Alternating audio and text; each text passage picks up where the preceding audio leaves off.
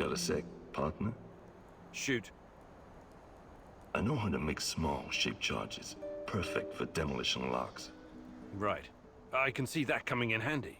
But first, I need you to pick up the plastic left over from the Dugar radar operation. Sounds like it's worth it. I'm a practical man. I wouldn't go suggesting shit like this if it was just a waste of time. I built my first pipe bomb when I was 8. I can make a charge from just about anything. How did such a promising young man ever end up here? I've left some plastique in my old hidey-hole. Bring it here and I'll get it to work. Ready to go? Sure. I'll mark the building on your map. It's in the Duga radar facility. Let's make it happen. Are we doing something or not?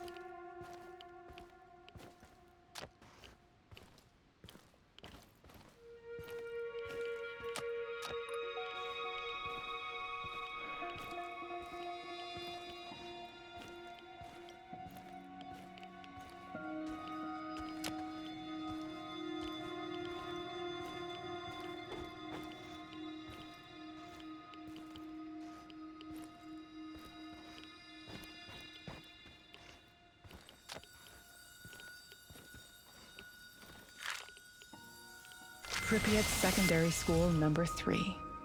The biggest of the 5. My friend Nadia's daughter used to go here. I remember. They had an outstanding program. Art, languages, and most importantly, Science? naturally. I bet you can still find a portrait of Lomonosov or Newton hanging up there. Cute. But that's not all they taught us at this school, is it? What are you getting at? Propaganda speeches, military drills, preparing little kids for World War III. What do you do when the evil capitalists drop an atomic bomb on your house? Duck and cover. No. You put on your gas mask and marching boots, grab a rifle and rush the enemy. You kill it. You crush it. You annihilate it. Even when you die, you're not free. So when the party commands it, you rise up from the dead to fight it again. And most of all, you keep your mouth shut. All your life, you protect the state's secrets. Then you take them to your grave. Those were different times. The Cold War mentality and us versus them routine. A lot has changed. But has it? Really? Yes, it has. We live in a new world now. Look around you. How is this new world working out for you? These children, they were raised to fight the enemy. But how do you fight an invisible enemy? You can't see it, you can't taste it, yet you can feel how it penetrates your body, corrupts you from the inside. And you, Igor? Who are you fighting against? Everyone and everything that stands between me and you, Tanya. And what if you're wrong? What if the enemy is you? What are you saying? Time to move, Igor. We're done here.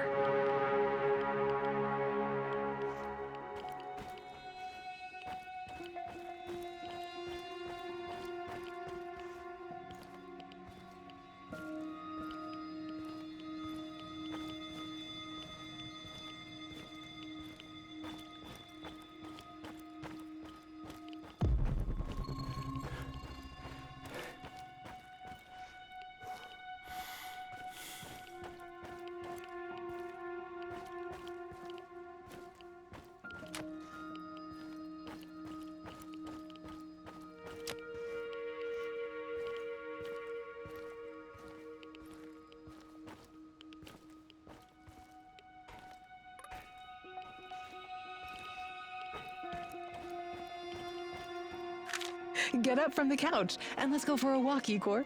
Oh, but it's so cold outside. And it's not even winter yet. Ah, come on, Professor Kumunik. Exercise is good for you. All right, all right. Don't sulk. I promise I'll knit you a warmer sweater. Really? I'll hold you to that, you know.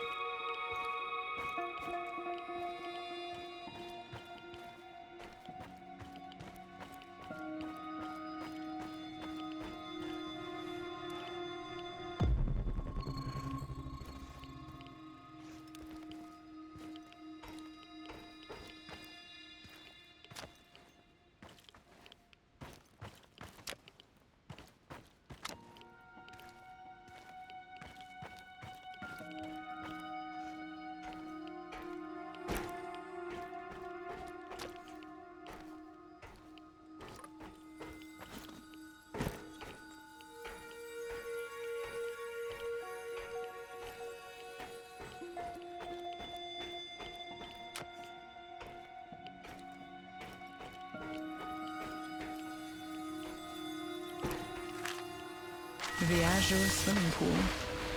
It brings back so many memories. Tatiana Fomina Amelieva, youngest freestyle champion swimmer in Pripyat. You know, I sometimes think you missed your calling. It would have been best if you'd pursued a career in sport. Give me a break. I was never going to be another Galina Prozumenchikova. I never would have won any Olympic gold medals. For me, it was always about this feeling of freedom, being able to float and become weightless. That was my refuge. Swimming. Yes. You always wanted to teach our I mean, Say it. I can't. Do you think you would have made a good father, Igor? I don't know. You tell me. Huh. How do you know I'm not just a voice in your head, my love? There are things you need to figure out by yourself. Unfortunately, I can't help you. Okay, all right. Yes, I think I'd make a good father. I would do everything to protect our child. Everything to keep him or her from drowning. Like you kept me from drowning? That's not fair. Why? Why are you doing this? I'm not doing anything, my love. You are doing it to yourself. Come, Igor. We still have one more place to visit.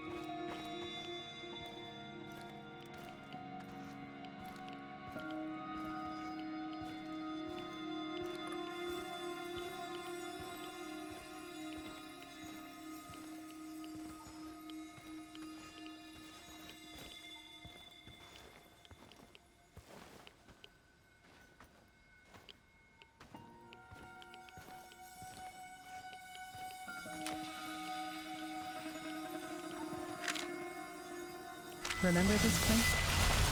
Oh, it's our old apartment. How could I have forgotten it? Perhaps you wanted to forget. Perhaps you needed to forget, Igor. It used to be our past and future, both. But it's just an empty shell now. I wonder what happened to all our stuff. My desk, my books, your violin. Who knows? It's all gone now. Stolen, ruined, torn apart. It must have been extremely irradiated. It would all be worthless anyway. The liquidators probably removed it all. They had to bury it. Or perhaps some low-life smugglers took it. People are so predictable. They'll snatch up whatever they can carry if the opportunity arises. I once heard a story about a guy who stole a window because... I don't care about any stupid windows, and neither do you. You're only trying to distract yourself with those pointless little antidotes. From what? From what you should have faced the minute you came back to the zone. Instead, you chose to run around like a cowboy and fight a bunch of mercenaries and unravel the secrets of Chernobylite. When it's been right here all this time, staring you in your face, the truth about us. It's just an empty apartment, Tanya. It's the truth.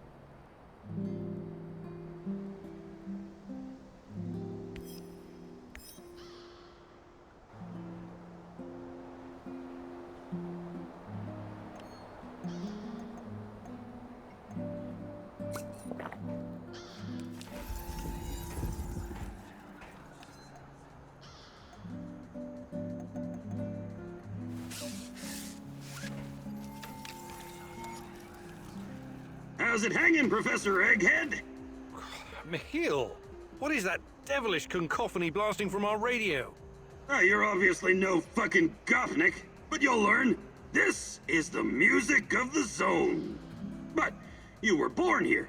How can you not know this stuff? Well, don't forget I spent many years in the UK. James fucking Bond, remember? Right. You definitely missed some vital history, like the collapse of the Soviet Union, the Yanayev Uprising, and Hard Bass. The last one sounds especially ominous. What's that? Not a big music fan, huh? I love music. Listening to Tatiana play the violin is one of my fondest memories. Sibelius, Rachmaninoff, Stravinsky, Prokofiev, Shostakovich, even Vivaldi. Jesus H. Fuck Nugget! You must be like 100 fucking years old! I'm not, though I feel like it sometimes. We need to remedy this situation pronto. I want you to listen to Sex, Kvass, and Hard Bass. It'll change your understanding of music forever. I have absolutely no doubt about that.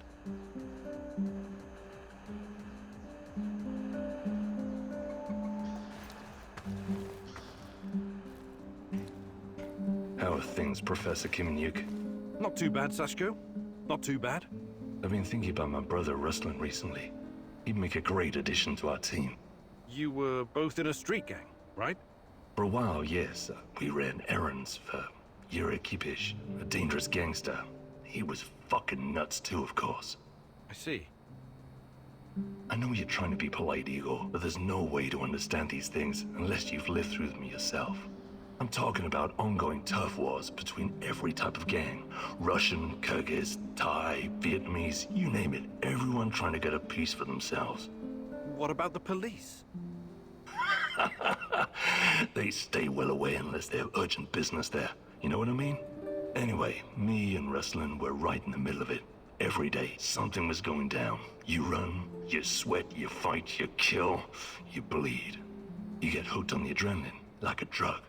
Ruslan had a special talent. He could make a person disappear without a trace. That would have come in handy around here on several occasions. We all followed a code, of course. Even wild animals have rules. You're familiar with the Thieves' Code of Conduct? Where criminals forsake their families and dedicate themselves to crime. That's right. Ruslan would never hurt anyone who wasn't in his way.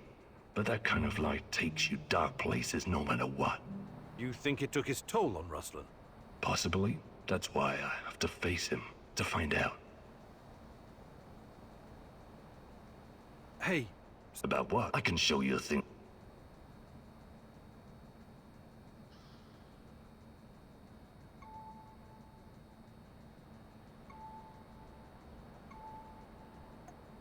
Fantastic. I'm ready to learn.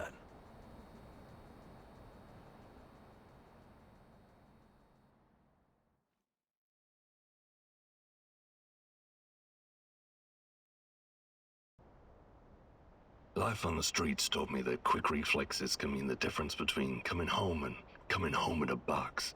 Sometimes it can help you dodge a bullet. I mean, not literally, but you can remove yourself from harm's way. Let's see if I can teach you some new tricks, old dog.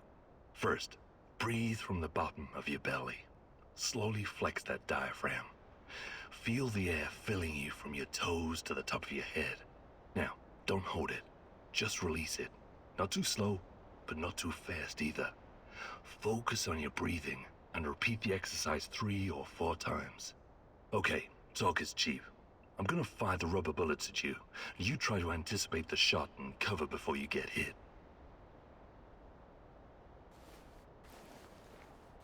Ha! That was fast.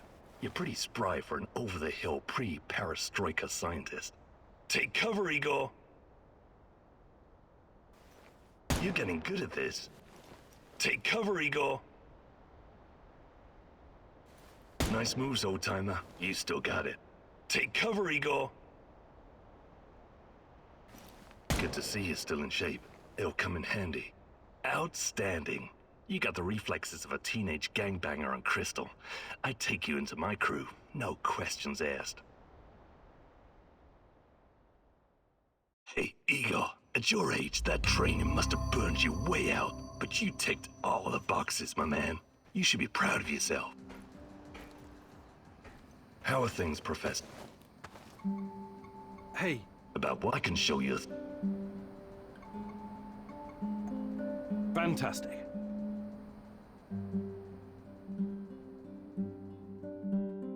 Today, I'll teach you more about navigating obstacles and dropping to the ground without breaking your hip. It'll come in handy, I promise. This is going to be something special. Just you wait, partner. Can't wait to see you in action. Similar rules. Enter the maze, and at the very end, you'll find. Just be prepared for it. Go! Go make.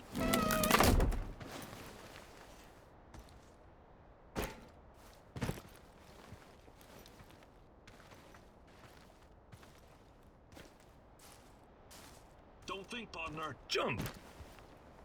Don't land on your heels. It slows you down. Use all the strength of both legs to push you off the ground. You still got it. I knew it. Imagine you're doing this for Tatiana, because parkour is not really your cup of tea, huh? Just try not to fall down any stairs, alright? This is not a man's way to die. If you don't overthink it, miracles can happen. Nietzsche wrote, "There is more wisdom in your body than in your deepest physiology." Or, philosophy, or something. You know what I mean. You'll always land on your feet like a cat.